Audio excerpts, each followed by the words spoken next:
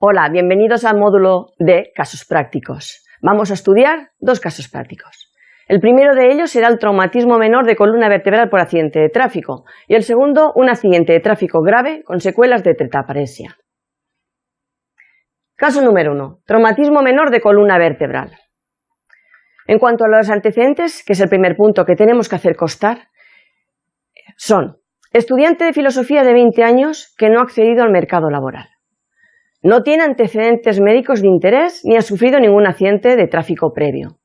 Practica deporte de forma federada, en concreto el fútbol. He de hacer aquí un pequeño paréntesis en lo que acabo de decir, y es, he mencionado varios datos de interés para valorar con el nuevo baremo, que son que no tiene antecedentes médicos de interés, que no ha accedido al mercado laboral y que practica fútbol de forma federada.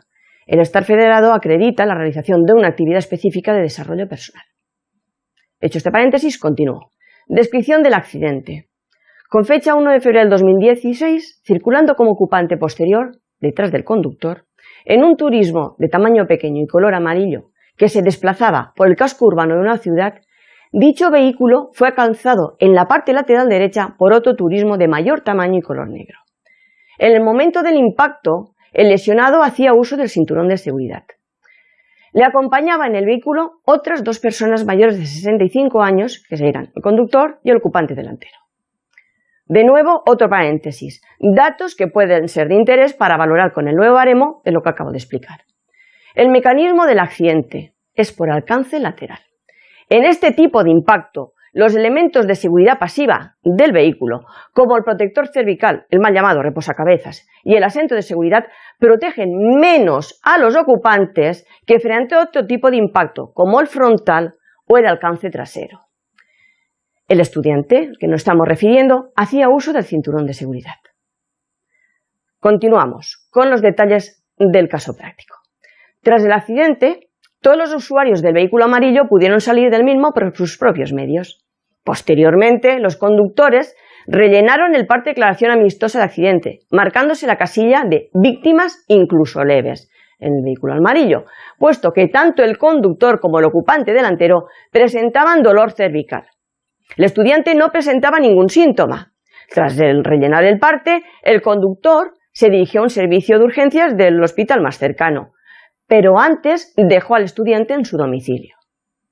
De nuevo, otro pequeño paréntesis. Datos de lo que he dicho que pueden ser de gran interés para la valoración. No precisaron asistencia sanitaria en el lugar del accidente. Los conductores pudieron rellenar el parte de declaración de amistosa de accidente donde antes he dicho que se marcó la casilla víctimas incluso leves. Aquí, en este punto en concreto, quiero detenerme para informarles de algo que considero de gran interés. Y es que ya existe una APP para presentar partes de declaración de accidentes de automóviles. Se llama IDEA y ha sido desarrollado por TIDEA, Tecnologías de la Información y Redes para las Entidades Aseguradoras. Continuamos. Transcurridas 24 horas del accidente, el estudiante comenzó a tener molestias cervicales, que se intensificaron al mantener posturas de flexión continuadas de columna cervical, esta postura, durante el estudio. A las 48 horas acudió a urgencias, donde se le realizó un estudio radiológico que fue normal, por lo que fue diagnosticado de una cervicalgia postraumática. Se le aconsejó tratamiento farmacológico y acudir a revisión con un traumatólogo. Datos de interés que pueden tener para la valoración con respecto a lo que acabo de mencionar. La primera asistencia sanitaria se realiza en las primeras 48 horas. Al día siguiente fue visto por un traumatólogo privado, quien aconsejó mantener el tratamiento farmacológico e iniciar tratamiento fisioterápico a nivel de columna cervical. En concreto le prescribió 20 sesiones a razón de 5 semanas, es decir, de lunes a viernes, una al día. Completadas esas 20 sesiones, con fecha 4 de marzo del 2016, pasó revisión por el traumatólogo, quien volvió a solicitar otra tanda de sesiones de rehabilitación, en este caso 10 sesiones, por mantenerse el dolor cervical con contractura muscular asociada. Aconsejó continuar con el tratamiento farmacológico. Ya con fecha 18 de marzo del 16, fue dado de alta en fisioterapia. Indica el fisioterapeuta en su informe de alta de fisioterapia que había mejorado con el tratamiento, pero que persistía una contractura muscular al nivel del trapecio izquierdo, que podía ser la causante del dolor cervical. También hizo constar que el lesionado había asistido regularmente a todas las sesiones y que había colaborado con el proceso curativo.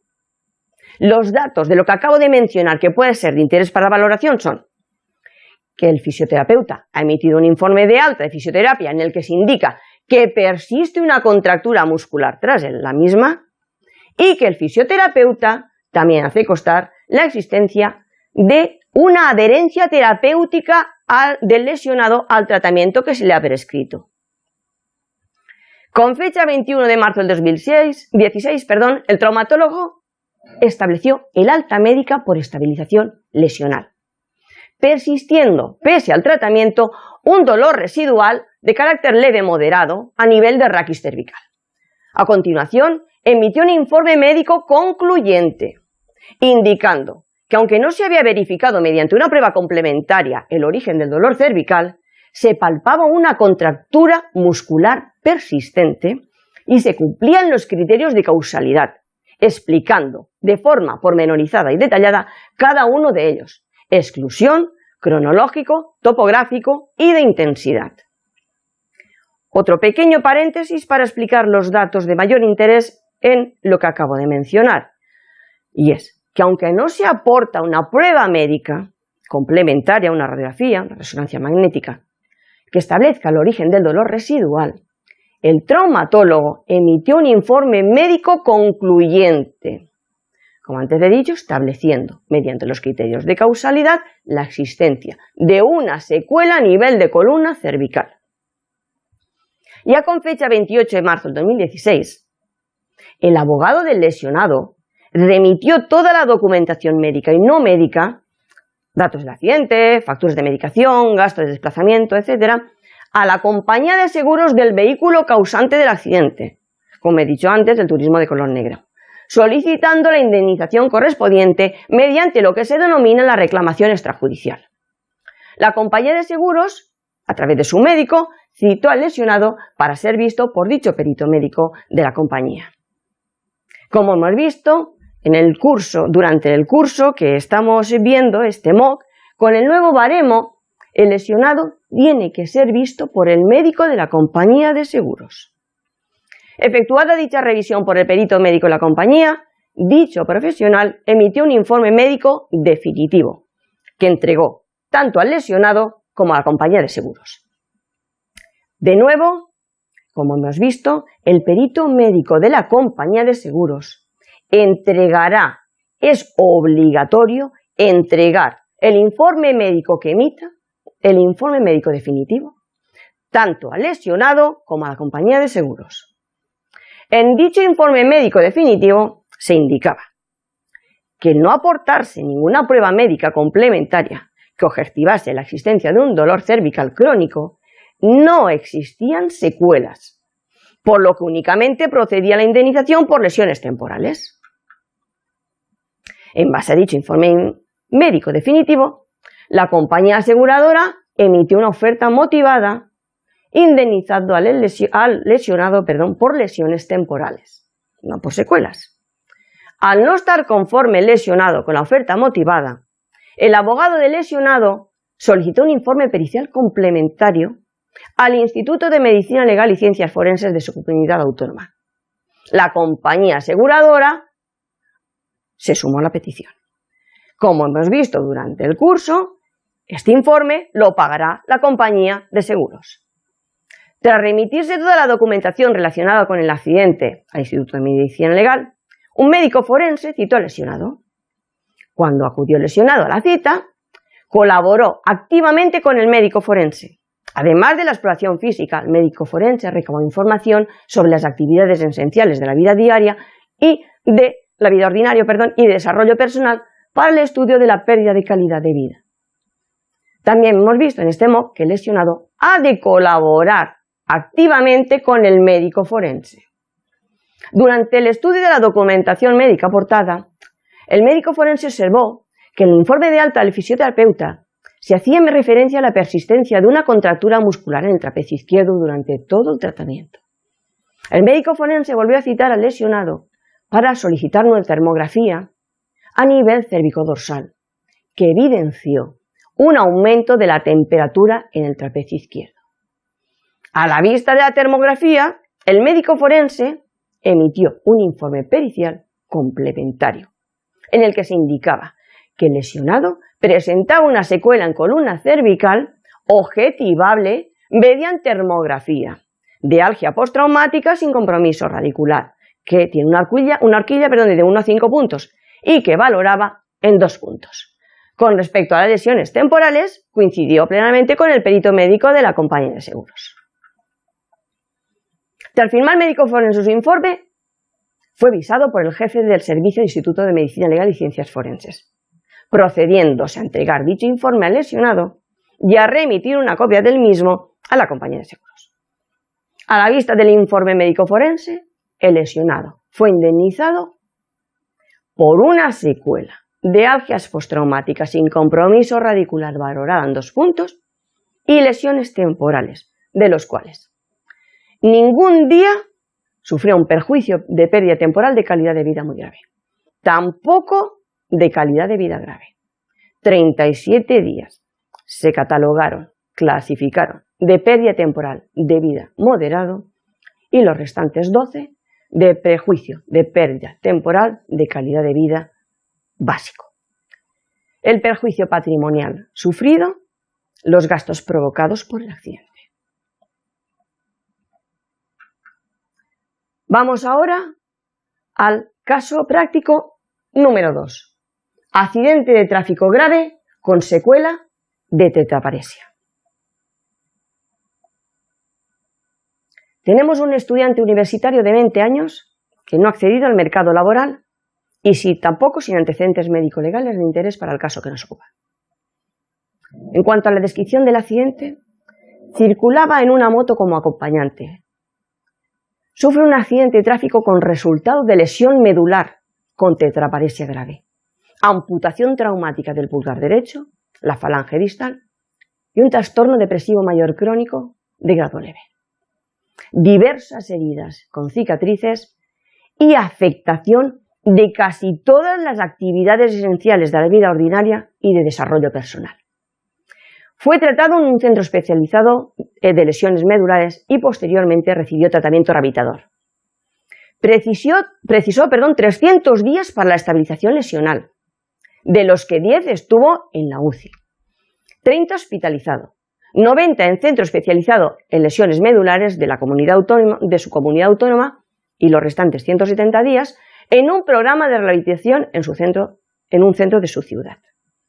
Además, precisó una intervención quirúrgica derivada de la amputación de la falange distal del dedo pulgar derecho que hemos mencionado. Indemnizaciones por secuelas. Perjuicio personal básico. Tablas 2 a 1 y tablas 2 a 2. En primer lugar tenemos las secuelas psicofísicas, que serían la tetraparesia grave, que tiene una horquilla entre 71 y 85 puntos, a los que se le asignan 85 puntos debido al compromiso funcional, al motor sensitivo, nivel de la marcha, manipulación, compromiso sexual, de esfínteres, etc. Con respecto al pulgar, la amputación de la falange distal en persona diestra, cuya horquilla va de 8 a 10 puntos y se le asignan 10 puntos. Trastorno depresivo mayor crónico en grado leve, de 4 a 10 se le asignan 5. Al existir varias secuelas, entramos en lo que denominamos secuelas concurrentes y que se aplica la fórmula de Balthazar que ya conocen ustedes. El resultado, tras aplicar la fórmula, es de 88 puntos. Este dato es muy importante. Secuelas interagravatorias no existen. Agravatorias de estado previo tampoco. Secuelas estéticas. Hay un perjuicio estético muy importante, que de 31 a 40 puntos se le otorgan 40 puntos.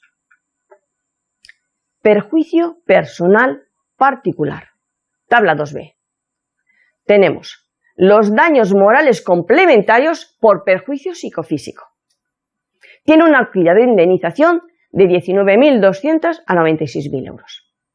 Sí que existen, en el caso que nos ocupa, daños morales complementarios por perjuicio psicofísico, dado que las secuelas concurrentes superan los 80 puntos. Por consiguiente, sí que existe dicho perjuicio moral, daño moral complementario por perjuicio psicofísico. Con respecto a los daños morales complementarios por el perjuicio estético, que tiene una horquilla de indemnización de 9.600 euros a 48.000, también se cumple, dado que el perjuicio estético es mayor de 36 puntos. Como hemos dicho, sí que existe un daño moral complementario por dicho perjuicio estético. Con respecto al perjuicio moral por pérdida de calidad de vida, que tiene una horquilla de indemnización de 90.000 a 150.000 euros, ¿qué es importante decir?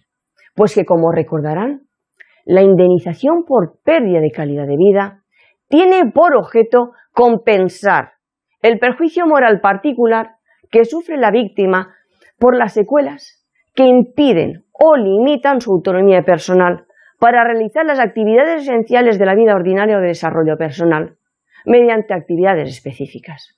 El caso que nos ocupa, también existe este perjuicio, que sería de grado muy leve. Se valoraría en el máximo 150.000 euros.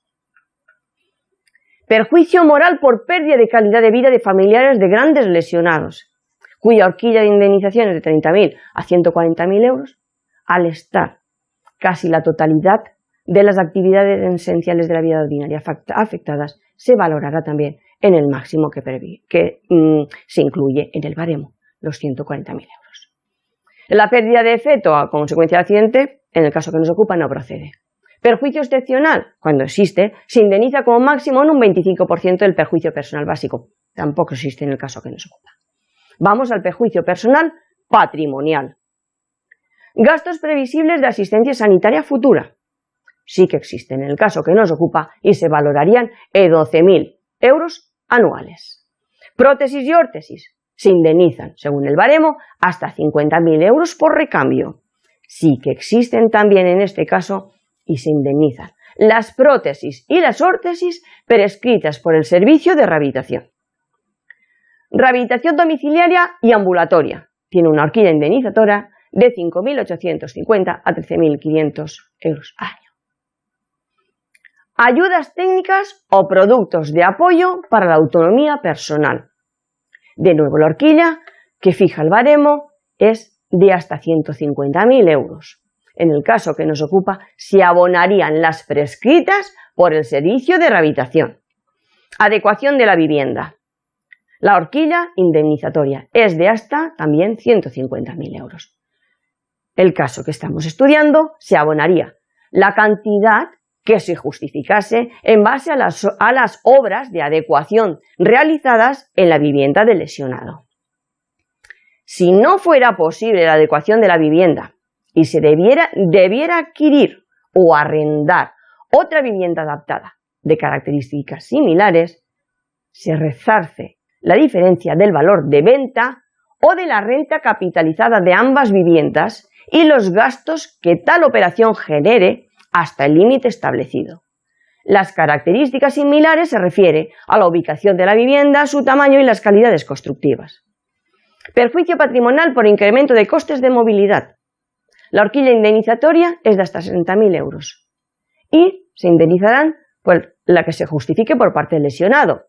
La vida útil de las adaptaciones o del vehículo que a estos efectos se cifra en 10 años.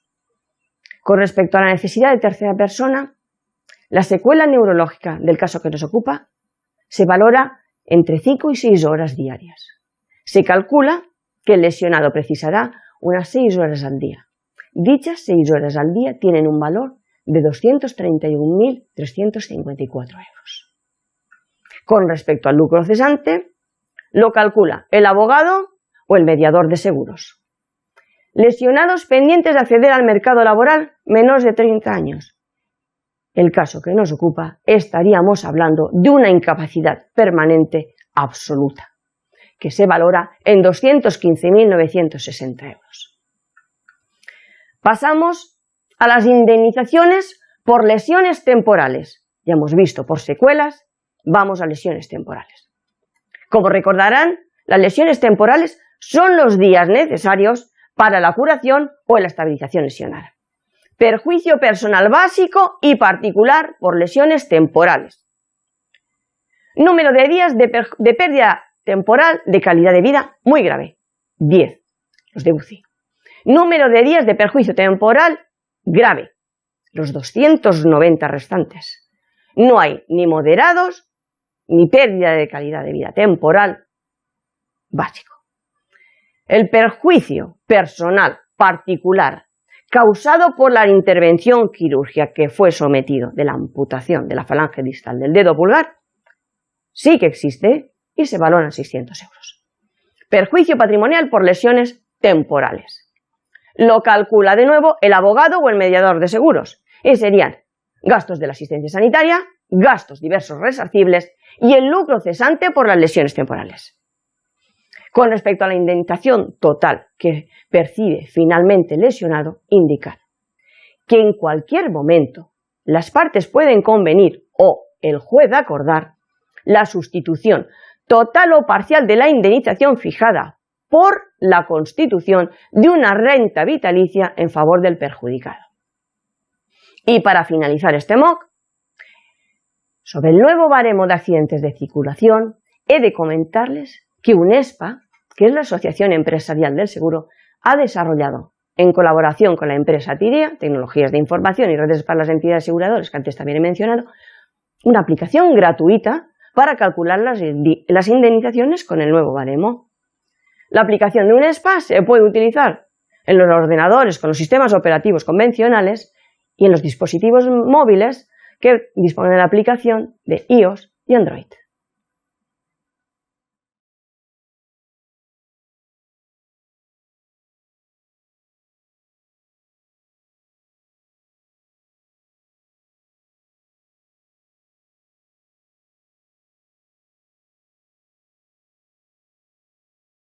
Antecedentes médicos de interés ni ha sufrido ningún accidente de tráfico previo. Practica deporte de forma federada, en concreto el fútbol. He de hacer aquí un pequeño paréntesis en lo que acabo de decir, y es, he mencionado varios datos de interés para valorar con el nuevo baremo, que son que no tiene antecedentes médicos de interés, que no ha accedido al mercado laboral y que practica fútbol de forma federada.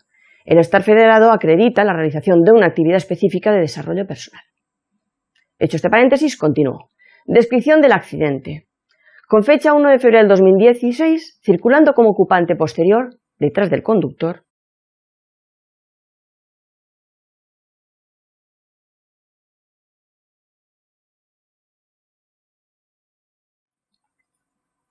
Hola, bienvenidos al módulo de casos prácticos. Vamos a estudiar dos casos prácticos. El primero de ellos será el traumatismo menor de columna vertebral por accidente de tráfico y el segundo un accidente de tráfico grave con secuelas de tetraparesia. Caso número 1. Traumatismo menor de columna vertebral. En cuanto a los antecedentes, que es el primer punto que tenemos que hacer constar, son estudiante de filosofía de 20 años que no ha accedido al mercado laboral. No tiene el mal llamado reposacabezas y el asiento de seguridad protegen menos a los ocupantes que frente a otro tipo de impacto, como el frontal o el alcance trasero. El estudiante, que nos estamos refiriendo, hacía uso del cinturón de seguridad. Continuamos con los detalles del caso práctico. Tras el accidente, todos los usuarios del vehículo amarillo pudieron salir del mismo por sus propios medios. Posteriormente, los conductores rellenaron el parte de declaración amistosa de accidente, marcándose la casilla de víctimas incluso leves en el vehículo amarillo, puesto que tanto el conductor como el ocupante delantero presentaban dolor cervical. En un turismo de tamaño pequeño y color amarillo que se desplazaba por el casco urbano de una ciudad, dicho vehículo fue alcanzado en la parte lateral derecha por otro turismo de mayor tamaño y color negro. En el momento del impacto, el lesionado hacía uso del cinturón de seguridad. Le acompañaba en el vehículo otras dos personas mayores de 65 años, que eran el conductor y el ocupante delantero. De nuevo, otro paréntesis, datos que pueden ser de interés para valorar con el nuevo baremo de lo que acabo de explicar. El mecanismo del accidente es por alcance lateral. En este tipo de impacto, los elementos de seguridad pasiva del vehículo, como el protector cervical, el estudiante no presentaba ningún síntoma. Tras rellenar el parte, el conductor se dirigió a un servicio de urgencias del hospital más cercano, pero antes dejó al estudiante en su domicilio. De nuevo, otro pequeño paréntesis. Datos de lo que he dicho que pueden ser de gran interés para la valoración. No precisaron asistencia sanitaria en el lugar del accidente. Los conductores pudieron rellenar el parte de declaración de amistosa de accidente donde antes he dicho que se marcó la casilla víctimas incluso leves. Aquí, en este punto en concreto, quiero detenerme para informarles de algo que considero de gran interés.